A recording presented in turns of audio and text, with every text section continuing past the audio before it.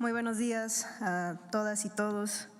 Efectivamente, hoy es 17 de octubre y un día como hoy, pero de 1953, se llevó a cabo la reforma al artículo 34 de nuestra Constitución, donde se reconoce el derecho de las mexicanas a votar y ser votadas.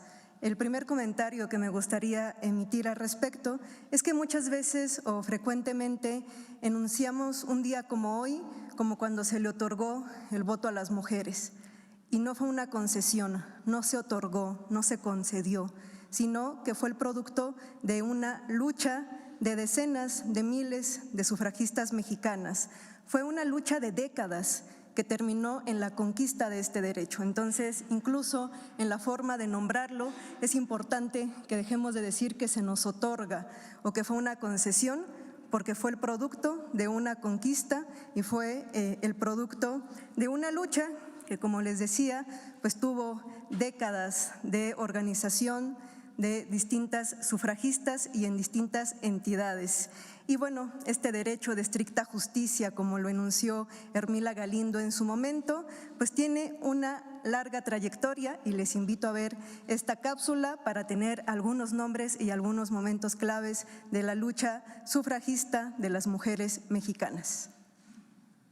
Las sufragistas fueron movimientos de mujeres que lucharon en distintos países para obtener el derecho al voto. En México, hace más de un siglo, en Las Violetas de la Náhuac, una de las primeras publicaciones feministas de México, se daba cuenta de los avances de la lucha sufragista en otras partes del mundo.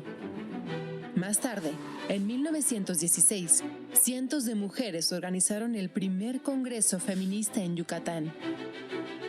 Ahí exigieron igualdad, educación y ciudadanía para construir junto con los hombres una sociedad basada en la democracia, la justicia y la igualdad. Un año más tarde, Ermila Galindo, colaboradora de Venustiano Carranza, promovió incluir el voto femenino en la Constitución política. Y aunque los señores congresistas no aceptaron su propuesta, se postuló como candidata a diputada, argumentando que el genérico masculino Ciudadanos incluía a las mujeres. Igualmente, fue excluida. Las mujeres yucatecas, fuertemente organizadas y ligadas al socialismo maya de Felipe Carrillo Puerto, sí lograron ganar espacios a nivel local. En 1922, Rosa Torre González se convirtió en la primera regidora de Mérida. Y en 1923, Elvia Carrillo Puerto, Beatriz Peniche y Raquel Sieb, las primeras diputadas del Congreso de Yucatán. La ola de las sufragistas mexicanas se extendió por el territorio. En 1925, Chiapas y Tabasco reconocieron la igualdad jurídica de las mujeres para votar y ser votadas. En 1936, se eligió en Chilpancingo, Guerrero, a Aurora Mesa, la primera mujer en presidir un consejo municipal. Ese mismo año, Puebla reconoció el derecho de las mujeres a ser inscritas en el padrón electoral. Más tarde, Refugio Cuca García fundó junto con otras mujeres el Frente Único Pro Derechos de la Mujer, en el que llegaron a participar 50,000 mujeres. En 1937 ganó una diputación federal por Uruapan, Michoacán, pero el colegio electoral le negó el triunfo.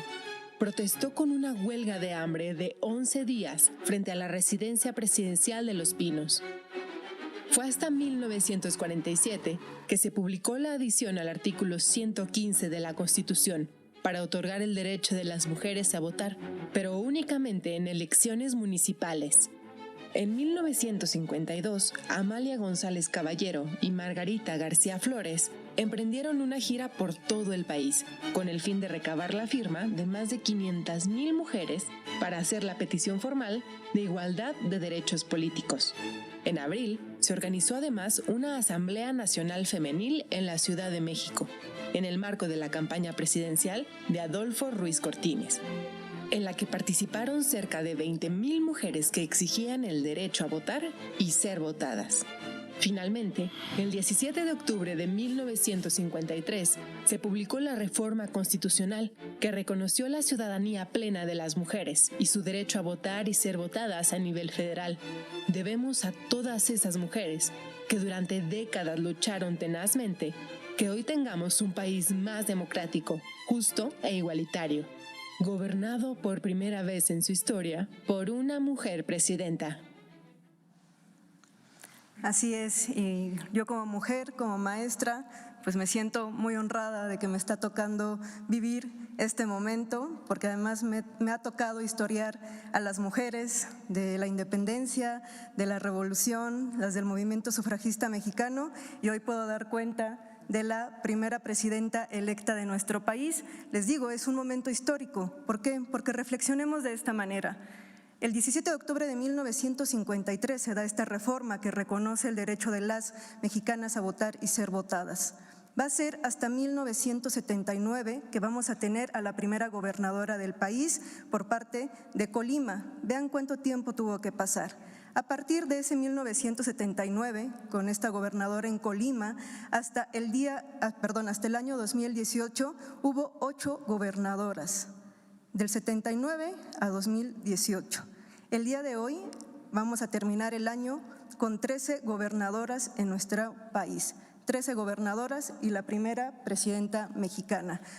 Así es que se está consolidando este derecho, se está consolidando esta reforma. Es un momento histórico, no había habido este número de mujeres al frente de entidades en nuestro país. Y bueno, también es muy importante mencionar que si bien después de la reforma de 1953 las mujeres se fueron integrando paulatinamente a las diputaciones, a ser senadoras, a ser gobernadoras y además de todo van a empezar ahora ya no solamente a involucrarse sino otro tipo de luchas dentro de la política de nuestro país, y aquí me gustaría destacar por supuesto a la admirable Ifigenia Martínez, que después de también ya una trayectoria política, en 1989 se convierte en la primera senadora de nuestra República por un partido de oposición. Ya lo habían sido antes por parte de Sonora y de Campeche, pero también es muy importante que mencionemos a estas mujeres que se fueron incorporando a la política por partidos de oposición, como años antes lo había sido Macrina Rabadán Santana por el estado de Guerrero en 1958. Y finalmente me gustaría también invitar a la reflexión de el por qué es importante ya no solamente estas secciones de mujeres en la historia, sino por qué es importante hablar de la posibilidad de que ahora las mujeres podamos votar y ser votadas. Creo que muchas veces nosotros nacemos creyendo que son derechos ya dados, ¿no? Que ya los tenemos. Por ejemplo, mi mamá ya nació con esta posibilidad, pero mi abuela no.